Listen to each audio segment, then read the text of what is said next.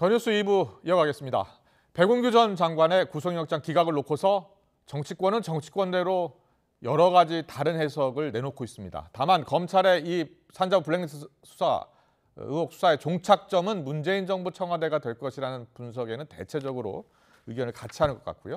일각에서는 박근혜 정권 인사들을 겨눴던 직권 남용 혐의가 문재인 정부를 겨누는 부메랑으로 돌아왔다는 그런 얘기도 나오고 있습니다. 오신환 전 의원, 김종민 의원과 함께 오늘의 정치권 이슈 자세히 짚어보겠습니다. 어서 오십시오. 안녕하세요. 안녕하세요. 안녕하세요. 안녕하십니까. 네, 이게 보복 수사다 아니면 중대 범죄 수사다 뭐 의견이 엇갈리고 있는데 김종민 의원께 여쭤볼게요. 대검의 기획 수사다. 네. 이렇게 우상호 비대위원장이 날카롭게 지적을 했는데 어떻게 동의하십니까? 저는 그러니까 이런 식의 수사를 중대 범죄라고 얘기하는데 제가 한 가지 간단하게 예를 들어볼게요. 똑같은 허위 스펙으로 이 의혹을 받고 있어요. 네. 조국 장관 딸의 허위 스펙은 중대 범죄가 됐습니다. 그래서 온 나라가 지금 다 흔들렸잖아요. 한동훈 장관 딸의 허위 스펙은 아무것도 아닌 거예요. 똑같은 허위 스펙이 어떤 거는 중대 범죄가 되고 이거 누가 이거를 규정합니까? 누가 판단해요? 검사가 하는 거예요. 대한민국 검찰이 공정하지 않으면 이 네. 문제가 해결이 안 되는 거예요. 그러니까 지금 한동훈 장관이 이거를 중대 범죄라고 얘기하잖아요. 예. 이 중대 범죄가 아마 윤석열 정부에서 비슷한 범죄가 일어나도 이 중대 범죄라고 할지 우리가 이제 그걸 지켜봐야 되는데 네. 저는 이렇게 봅니다.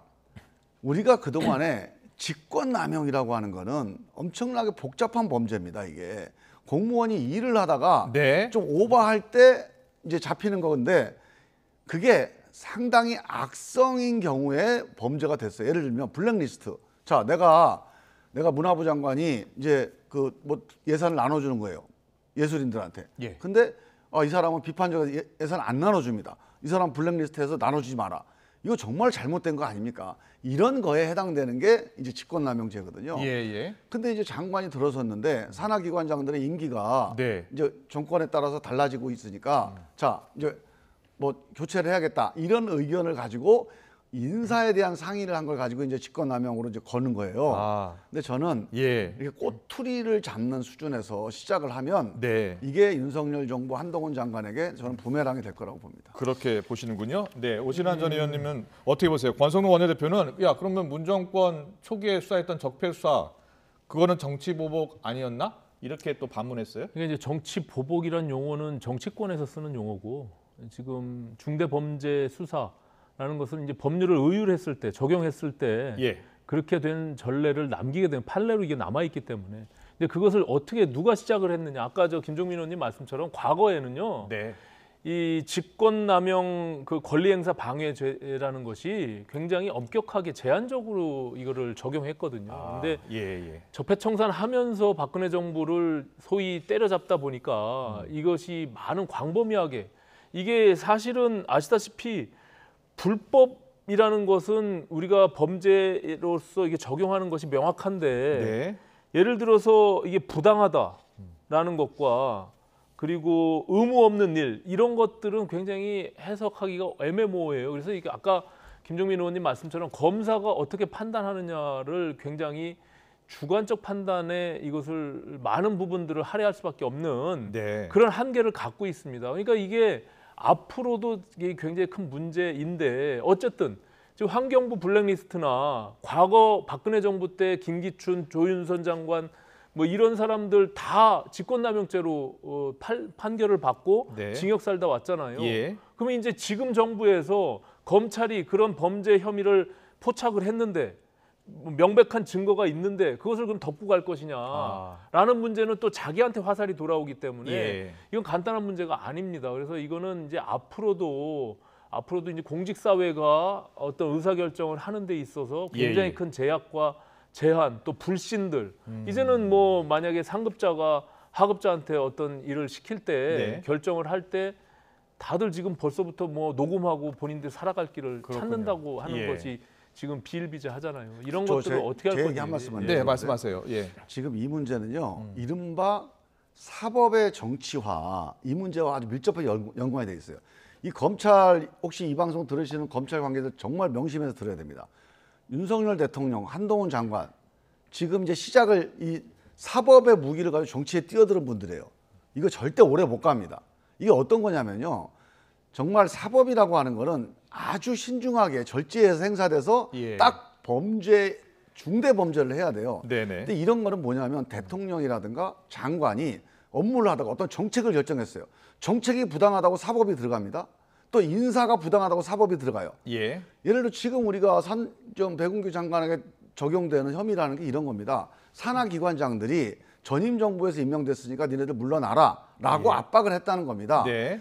이 문제는 어떻게 해결해야 되냐면요. 자, 이 산하기관장 중에 임기를 지켜서 보장이 돼야 될 직위가 뭐고 대통령과 함께 진퇴를 결정해야 될 직위가 뭐고 이걸 결정해서 그런 직위는 같이 물러나고 임기가 보장되는 직위는 건드리면 안 되고 법으로 만들어서 제도 개선을 해야 될 거지 이걸 검찰이 들어와서 그러면 검찰이 이쁜 사람은 봐주고 미운 사람은 잡아놓게 돼 있어요. 예.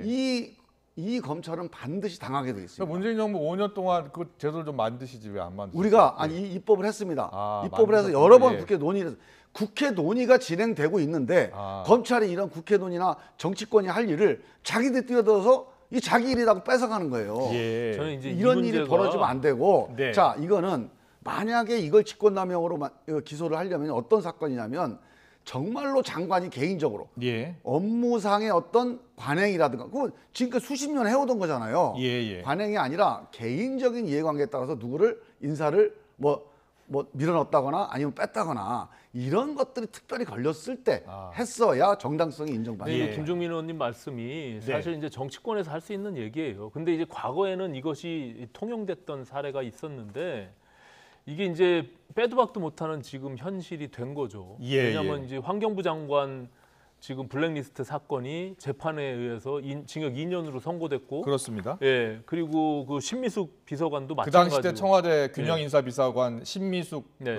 비서관 같은 경우에 징역 1년, 집행유예 3년을 지금 선고받았습니다. 산자부 장관 백운규 장관 문제도 거의 쌍둥이 사건이에요. 네. 그보다 오히려 더 큰 혐의가 있었고 그 당시에는 사실은 수사를 할 수 없도록 만든 그 누군가의 압박 저 부분도 사실은 큰 문제가 될 겁니다. 그렇기 예, 때문에 김종민 의원님 말씀하신 이게 어찌 보면 굉장히 이제 정치권이 풀어나가야 될 문제입니다. 이거는 네. 그 단순히 지금 이제 장관의 문제뿐만이 아니라 공직사회 전반의 문제, 또 정치권에도 그리고 기타의 다른 사회 영역에도 저런 어떤 부분들이 계속 영향을 미칠 수밖에 없기 때문에 예. 저것을 이제 어떻게 풀어나갈까의 문제인데 어쨌든 저의 시작은 문재인 정부가 만들어낸 거예요. 그 부분에 대해서 인정을 안 하고 또 다시 그냥 정치적 공방만 하게 되면 저는 이거 풀기가 어렵다고 생각합니다. 예. 예. 근데 백운규 전 장관 일단 구속은 피했어요. 구속은 피했는데 이제 13개 산하 기관장의 사표를 받았다. 근데 뭐 백 전 장관은 법과 원칙에 따라서 한 것이다라는 이야기를 하고 있는 건데 여기에 보면은 이제 새로운 또 산하 기관장을 뽑을 때 면접 질문지를 또 누구한테 준 거예요. 그렇다면은 이것은 좀 뭔가 직권남용 혐의가 있는 것 아니냐라는 검찰의 주장이거든요. 이런 정도는 어떻게 보고 계세요? 그러니까 그런 거는 이제 수사를 해서 예. 그 의도라든가 정황이 정말로 고의적인 또는 악의적인 또는 누구를 일부러 봐주기 위해서 뭐 이런 것들이 있다면 예. 뭐 누가 책임질 일이 있을 텐데 예. 전반적으로 지금 이 산하기관장의 인사를 가지고 직권남용으로 수사를 들어가는 건요. 이거는 정말 잘못된 겁니다. 과거에 저는 이 정치권의 이른바 낙하산 인사잖아요. 이게 낙하산 인사 관행을 고치는 쪽으로 정치권이 제도 개선을 해서 가야지 네. 이거를 가면 사실 그동안에 그럼 대한민국 검찰 한 30년 동안 이런 일이 벌어질 동안 뭐 했습니까? 대한민국 검찰은 그동안에 이 직권남용 수사 왜 안 한 거예요? 예. 그러니까 그동안 지금 그동안 이거를- 직권남용을 했죠. 직권남용 수사를 했어요. 김기춘 전 청와대 비서실장, 조윤선 전 문화체육관광부 장관도 문학의 블랙리스트 의혹 직권남용. 아니야, 그 직권남용하고 예. 이른바 이 산하기관장 인사 관련된 직권남용 수사는 다른 거죠. 예. 이거는 기존에 이제 정치권이 관행적으로 해왔던 이런 거에 대해서 이제 메스를 들이대는 건데 예. 블랙리스트 같은 거 미르재단에 돈 주라고 했던 거 이런 건 아예 차원이 다른 겁니다. 예. 아니, 그런 근데 직권남용은 그거를 단순히 당연히 이렇게 범죄 다르다고만 행위고요. 볼 게 아니라 지금 이제 직권남용이 불법이거나 부당한 행위를 남용하는 것을 직권남용죄로 의유를 하는데 네. 아까 말씀드린 대로 과거에 그냥 통용되고 인정했던 부분들, 정치적 행위 아까 말씀드린 산하기관장의 사퇴 종용 뭐 이런 것들도 과거 정치권에서 정권이 바뀌면 그리고 그걸 당연히 받아들였거든요. 예. 근데 이제 판례가 그것을 어떻게 해석할 것인지를 만들어냈어요. 이것을 벗어날 수가 없는 거예요. 그렇게 되면 법을 개정하는 수밖에 없습니다. 제가 봐서 제도를 개선하거나 법을 만들어야 돼요. 예, 그래서 이 부분을 끊어내지 않으면 이제는 어떻게 할 수가 없는 단계에 왔어요. 근데 그것을 누가 만들었냐? 예. 제가 다시 한번 말씀드리지만 문재인 정부에서 만든 거예요. 그거를 솔직하게 인정하고 오신환 의원은 예? 회사를 다 문재인 정부 아이, 참, 하는데 왜 그렇습니까? 이거는 우리 정치권의 30년 관행이었습니다 이게. 그래서 저는 예. 이 문제에 대해서 빨리 입법을 통해 제도 개선을 하자. 사실 이 장관들도 30년을 해온 일이니까 네. 별로 범죄 의식이 없이 한 겁니다. 이게 만약에 범죄가 된다 하더라도. 그래서 저는 이 문제는 그 개인기한에 물으면 그거는 그분들은 억울해서 못 살아요. 그러니까 이제 저는 그 이 문제는 시작이 빨리 법을 고쳐야 됩니다. 그 시작이 단순히 그냥 산하기관장의 단체장을 교체하는 정권 교체 이후에 그런 행위로만 볼 게 아니라니까요. 단순히 그것만 좁혀서 생각하면 바꿀 수 있는 게 한계가 있어요. 그냥 무슨 낙하산 인사에 대해서만 지금 적용되는 게 아니란 말이에요. 제가 직권남용이. 입법을 준비한 게 있는데 예. 이렇게 하면 됩니다. 어떻게 하면 됩니까? 모든 산하기관장 인사들이 있잖아요. 예. 인사들의 직위를 분류를 하면 돼요. 네. 자, 예를 들어서 예를 들어서 교육개발원이라든가 예를 들면 무슨 에너지연구원이라든가. 예. 자, 이런 데들은 대통령이 누구냐고 관계없이 이건 이 활동은 정치 중립적인 활동이다. 이런 데는 임기 3년. 그러면 이거 건드리면 진짜 직권남용으로 처벌해야 됩니다. 네. 너 중간에 물러나라. 이러면 안 되는 거고. 근데 예를 들면 경우에 따라서 무슨 도로공사인데 이제 도로공사가 뭐 적절한지 모르겠으나 대통령의 정책과 좀 밀접히 연관돼 있는 직위가 있습니다. 예. 그런 직위에 대해서 국립외교원이라든가 이런 데는 외교 관련된 정책들이 있잖아요. 예. 그럼 이런 데들은 대통령과 함께 물러나도록 아예 법으로 규정을 해놔야 돼요. 예. 그러면 다음 대통령이 그러니까 그게 바로 그 직위를 임명할 수 있게. 앞서 말씀드린 대로 박근혜 정부 적폐청산 수사하다가 직권남용죄가 광범위하게 적용된 거예요. 저는 직권남용의 일반을 얘기하는 게 아니에요. 아니 그걸 통해 가지고 산하기관장 환경부 장관도 블랙리스트 사건이 이제 발생한 겁니다. 과거에는 통용됐던 게 왜? 그 직권남용죄를 적용하다 보니까 환경부 장관의 그 의무 없는 그 강요죄 예. 그 부분이 만약에 적용을 안 하게 되면 검찰 스스로가 범죄가 뒤집어쓰게 생겼던 거예요. 좀 약간 착오를 일으키시는데 네. 블랙리스트는 직권남용 문제가 아니에요. 그거는 해서는 안 될 일이죠. 그거는 누가 보기에도. 예. 그리고 그 전에는 안 했습니다. 그런 일을. 아니 근데 네네. 그게 김기춘 수석실장 때한 직권남용죄로 거예요. 적용이 돼서 그 그거는 판결을 받은 거잖아요. 비민주적인 폭력행위예요. 그거는 직권남용의 차원의 문제가 알겠습니다. 아닙니다. 정권이 바뀌면 이렇게 산하기관장을 이렇게 물러나게 하는 것 자체가 잘못된 것이다라는 게 상식 아닙니까? 왜냐하면 어느 기관이 됐든지 간에 그 임기가 보장이 돼야 되는 것 아닙니까? 그럼 뭐 하려고 뽑습니까? 뭐 하려고 임기를 놔두겠어요? 일단 차제에 정권이 바뀌었을 경우에 어떻게 해야 되는지 조금 더 구체적인 제도화가 필요하다. 제도를 만들어야 돼. 빨리. 말씀을 해주셨습니다. 알겠습니다. 이와 관련해서 국민권익위원장, 방통위원장은 임기를 끝까지 지켜야 된다고 생각하는 기관이죠. 당연하죠. 예. 그런데 전현희 위원장이나 한상혁 방통위원장은 왜 이제 국무회의에 부르지 않느냐. 그래서 이거는 결국 나가라는 소리 아니냐. 자, 어떻게 생각하세요? 국무위원이 아니니까 부르지 않죠. 그러니까 참석할 수도 있으니까요. 그거는 이제 과거에 그냥 장관급으로 대우를 해줬기 때문에 그것을 광범위하게 그냥 국무회의에 참석을 한 것이지 예. 법률로 정해져 있어요. 그러니까 헌법에도 15인에서 30인까지 되게 돼 있고 예. 지금 그리고 정부조직법에 18개 부처의 장관들은 당연직으로 국무위원으로 되어 있는데 예. 지금 국민권익위원장하고 방통위원장은 당연직이 아니잖아요. 그리고 대통령이 임명하는 국무위원이에요. 네. 더군다나 이거는 정무직 공무원이잖아요. 우리가 정치하는 행위의 영역에 있는데 그건 단순히 임기를 보장한다고 해서 정권이 바뀌었는데 이게 무슨 정권이 연장돼서 그 민주당 정권이 계속 유지됐으면 모르겠어요. 하지만 그런 이게 어떻게 보면은 그 국정 철학을 같이 공유하고 거기서 의사결정을 해야 되는 자리인데 국무회의까지 오겠다고 그 떼쓰는 것처럼 보이는 너무 것은 나가시는 것 그건 같은데. 말이 안 돼요. 예. 그 앞으로 오세훈 서울시장 국무회의 참석하면 가서 말리세요. 못 왜요? 가게. 아니 그거는 이제 정부가 판단하는 거죠. 국무회의 아니 그러니까 소집을. 지금 오신환 의원 얘기도 하면 서울시장 국무회의 가면 안 돼요. 왜 안 돼요? 아니 서울시장 국무회의 어떻게 갑니까?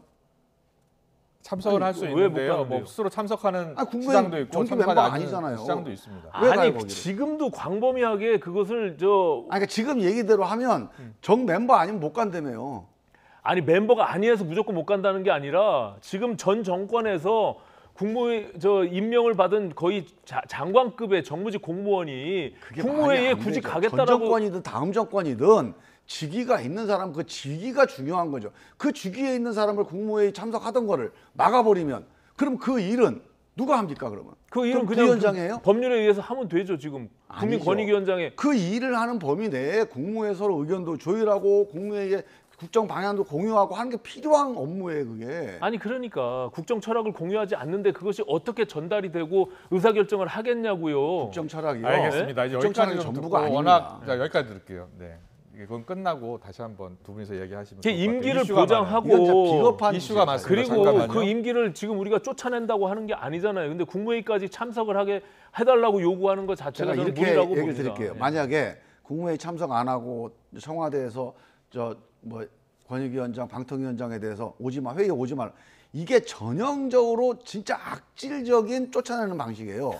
이렇게 되면 그 조직에 있는 사람들이 위원장을 안 믿어요. 예. 또 신뢰하지 않습니다. 안 따라요. 아니 그러면서 장관이라는 쫓아내는 자리가 겁니다. 장관이라는 이게 자리가 비겁한 짓이죠, 이거는. 정권에서 자기 코드에 맞는 사람들을 그래도 거기다가 임명한 거에 정무직 공무원이 그런 거 아닙니까? 그냥 정무직 장관이 나가면 거기 같이 했던 정무직 공무원도 임기가 끝나게 돼 있는 거예요. 예. 그게 우리가 여지껏 정치권에서 해왔던 그 관례고 통용됐던 그 법칙인데 예. 그것을 굳이 그렇게까지 하면서 나는 국무회의에 참석하겠다고 임기제는 하는 뭘 게 합니까? 그게 온당한 겁니까? 그러니까 이게 임기제를 이제 다 거부를 그러니까 부인을 하는 거예요 지금. 그러니까 너무 나간다니까 지금 오 의원님이. 알겠습니다. 너무 나가 지금. 아, 너무 여쭤볼 게 임기를- 너무 많아요. 지금 잠깐만요. 여기까지 죄송합니다. 여기까지 하고 물어볼 게 너무 많아요. 지금 민주당 이야기 중에 이재명 의원 얘기 잠깐 할게요. 이재명 의원 당대표 불출마 요구가 지금 당 안팎에서 있나 봐요. 그러면서 이회창 전 총재의 길을 갈 수도 있다. 이런 얘기까지 나오고 있나 보죠. 어떤 얘기예요? 이회창 전 총재 같은 경우에 이제 처음에 김대중 전 대통령과 대통령 선거에서 지고 나서 그 다음 선거에 또 노무현 대통령하고 또 결혼해서 또 졌잖아요. 그래서 그러니까 그 이제 길을 가는 것 네. 아니냐라는 이야기를 지금 어제 더미래에서 아마 나온 네. 얘기인데요. 이제 그런 얘기들이 이제 간혹 지금 나오고 있어요. 네. 뭐냐면 대선에서 졌잖아요. 예. 졌으면 국민들한테 이게 졌으면 뭔가 평가를 받았으니까 내가 이 평가를 딛고 일어서기 위해서는 뭔가 변화를 해야 되겠다. 국민들이 저 사람이 나름대로 부족한 걸 채워내는구나. 네. 그러면 다시 또 도전할 기회가 생기는 건데 예. 근데 이런 평가와 성찰의 작업을 생략하면 국민들이 저 사람은 우리들이 평가한 거에도 무시하네. 아. 그리고 다음에 표를 안 줘요. 네. 이회창 씨가 야당을 했으면서 졌으면서도 네.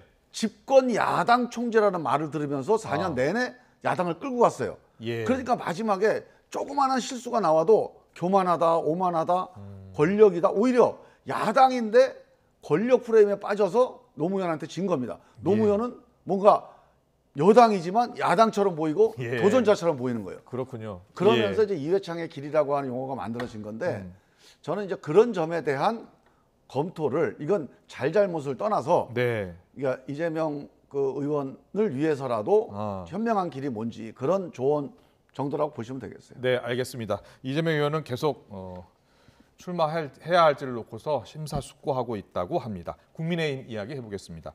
이준석 대표하고 권성동 원내대표 이 두 사람이 연대하고 있다. 뭐 이런 이야기 나오는데 이게 계속 이 여의도에서 돌고 있나 봐요. 이 두 사람이 연대를 왜 하고 있다 이런 이야기가 나오는 아니 거예요. 근데 당 대표와 원내 대표가 어떻게 보면 지도부의 투탑인데 네. 연대를 하니마니를 논의하는 것 자체가 이상한 거 아닙니까? 그럼 둘이서 그러면 논의도 안 하고 소통도 안 하고 갈라서서 싸워야 되는 건가요? 그러니까 당연히 그 연대라는 의미가 어떻게 보면 이제 소위 권성동 원내대표가 친윤계를 대표하는 그룹, 예. 그러니까 윤석열 대통령과 그럼 이준석 당 대표가 함께 무슨 모종의 연대를 통해 가지고 차기 권력이나 이런 것들을 같이 포석을 두는 거 아니냐 뭐 이런 어떤 해석인 것 같은데 네. 저는 그건 좀 너무 나간 해석이고요. 그렇습니까? 그냥 당연히 당 지도부를 운영할 때 예. 그 당 지금의 지도부가 잘 운영되게끔 하기 위한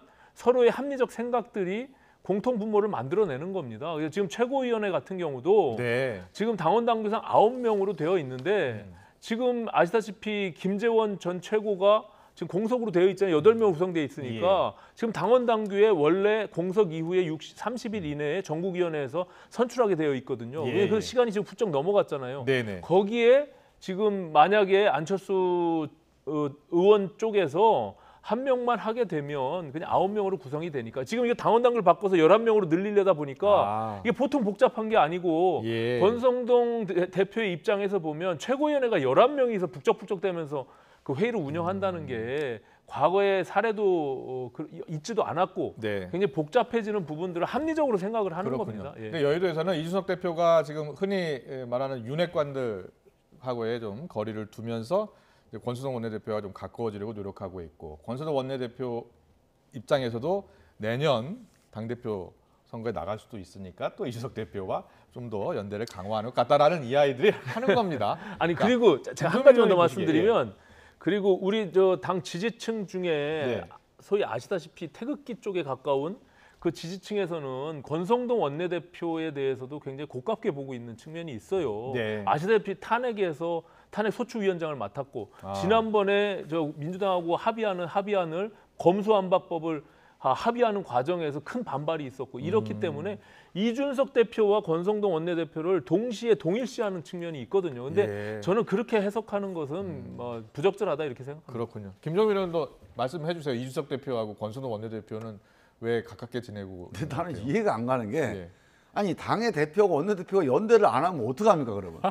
아니 당의 대표 원내대표가 같은 연대 안 하고 말씀이시네요. 적대를 합니까 그러면? 그 뭐 얘기가 안 되는 거고. 근데 예를 들어서 뭐 민들레 모임 같은 거에 대해서 같은 목소리 내기도 하고. 아니 당연히 그렇게 해야죠 그거는. 아니 상식적인 판단이 난 그러니까 두 분이 만약에 대표나 원내대표가 아니었으면 다른 판단을 할 수 있었을 거예요. 근데 자리에 올라가니까 책임 있는 판단들을 하는 겁니다. 좀 상식적인 판단을 하는 거죠. 그렇군요. 알겠습니다. 이런 이야기들은 아마도